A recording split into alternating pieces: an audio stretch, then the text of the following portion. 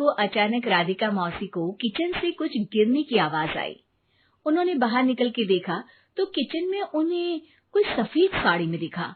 वो चीख पड़ी, हे भगवान, आलतू जलाल तू आई भला को टाल तू, आलतू जलाल तू आई भला को टाल तू।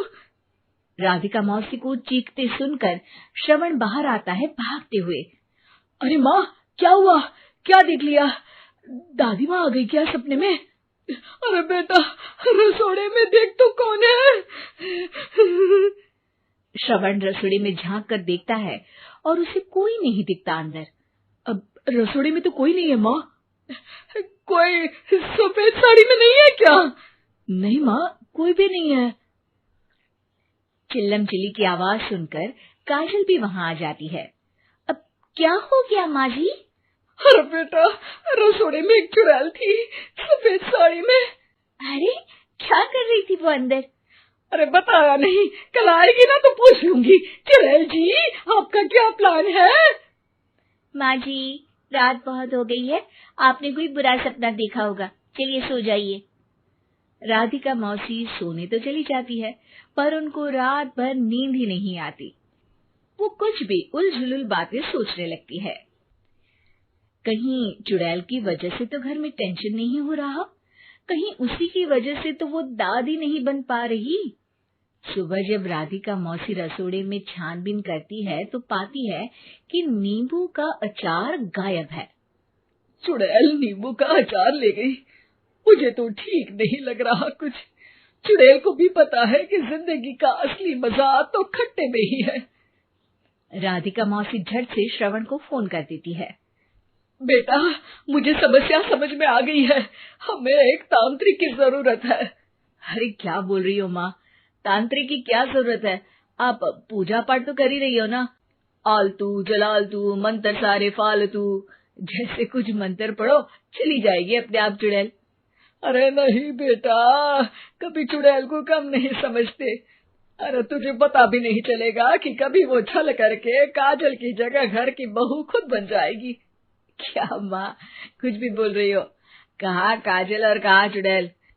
वैसे एक बात बताओ, काजल को अगर गाने के लिए बोल देना तो चुड़ैल काजल की आवाज सुनकर घर तो क्या, धरती लोग छोड़कर चली जाएगी।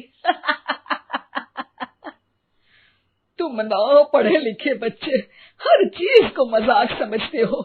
तुम रहने दो, मैं खुद ही तांत्रिक को बुला लेती हूँ।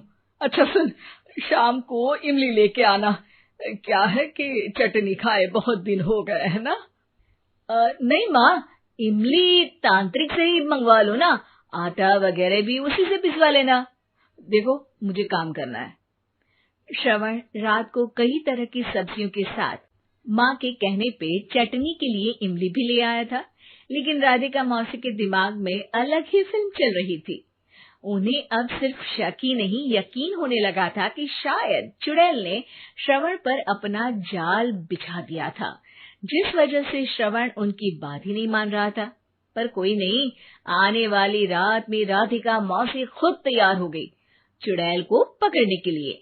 रुद्राक्ष की माला, तुलसी का पत्ता, हनुमान चालीसा सब हाथ के पास ही था, बस चुड़ैल का इंतजार था। और जैसा राधिका मौसी ने सोचा था वैसा ही हुआ। वो चुड़ैल उस रात भी आई, पर वो राधिका मौसी से तेज निकली और राधिका मौसी के उससे पकड़ने के पहले ही वो भाग खड़ी हुई। जरूर बहू पे साया है उस चुड़ैल का, तभी तो श्रवण के कमरे में गई है। और अगली सुबह राधिका मौसी पिछली रात हुए हमले में किन चीजों का नुकसान हुआ उसका हिसाब लगा रही थी। उनके खेमे से एक आम के अचार की शीशी भी गायब हो चुकी थी और वो इमली भी जो कल श्रवण लेकर आया था। राधिका मौसी इस बारे में सोच ही रही थी कि श्रवण जल्दी से रसोड़े में आकर दवाइयों की पोटली ढूंढने लगता है। अरे बेटा, क्या हो गया? अब माँ, वो काजल की तबीयत खराब है, बहुत घबराहट हो रही है उसे। हे भगवान, मैंने पहले ही कहा था कि तांत्रिक को बुला लेते हैं, पर नहीं। अब देखो, उस चुड़ैल ने काजल को अपने वश में करना शुरू भी कर दिया है। हालांकि श्रवण भूतों में विश्वास नहीं करता था, पर अब वो भी डर जाता है और राजी हो जाता है एक तांत्रिक को बुलाने के लिए। कुछ ही घंटों में तांत्रिक आ जाते हैं और राधिका मौसी तांत्रिक जी को सब बता देती है। घोर संकट, घनघोर संकट, चुड़ैल को मारू जोर चाकट, ओम भट स्वाहा खटखा के आहा। अरे ये क्या मंत्र है? मेरे खुद के ओरिजिनल मंत्र है, कल रात को ही लिखे हैं, अच्छे लगे तो दाद चाहूंगा। एक और मंत्र सुनो, अर्ज किया है आब्राकडाब्रा, दिल्ली बम्बई आगरा, चंदा मामा सोवरले सुरन मामू जारा। ये मंत्र है? अरे कोई 40 वालीसा पढ़ो ना। वक्त कम है, 40 नहीं पड़ेंगे, 20-25 में काम चलाना पड़ेगा। अलग निरंजन जाके लंदन, मुफ्त का मंजान घिस मेरे नंदन। अरे जल्दी करो तांत्रिक जी, जल्दी करो। तांत्रिक अपने उल झलूल मंत्र पढ़ने लगता है। श्रवण को तांत्रिक पे शक होता है। वो अपने एक डॉक्टर दोस्त को कॉल कर देता है ताकि कोई अनहोनी हो तो इमरजेंसी में चीजें मैनेज हो जाए। तांत्रिक धुनी रमाता है, जिसकी वजह से कमरे में काफी धुआं हो जाता है और जिसकी वजह से बहू की घबराहट बढ़ जाती है। अब भागेगी चुड़ैल। हाँ। बहू खांसते हुए धुएं से बचने के लिए बाहर चली जाती है। अरे भाग रही है, भाग रही है। पीछे पीछे श्रवण भी जाता है। बहू एक सोफे पर बैठ जाती है। तभी डॉक्टर दोस्त आ जाते हैं और श्रवण को पानी लाने के लिए कहते हैं। थोड़े चेकअप के बाद डॉक्टर कहते हैं, मेरे हिसाब से जाप का काम पूरा हो गया है। क्या मतलब? अरे कुछ भी नहीं माँ, कोई चुड़ैल नहीं है, खुशखबरी है, अब दादी बनने वाली है। मगर वो सब अचार के डब्बे। श्रवण दोनों अचार के डब्बे अपनी माँ को दिखाता है, जो कि उनके बिस्तर के नीचे छुपे हुए थे।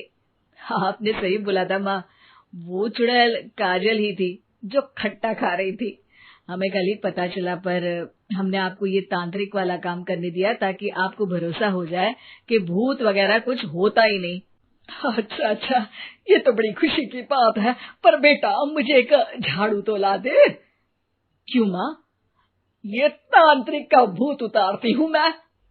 अब तांत्रिक राधा मौसी के डर से घर से भाग निकलता है और राधा मौसी उसके पीछे भागती है। अरे संकट ये घनघोर है, तांत्रिक मुआ चोर है।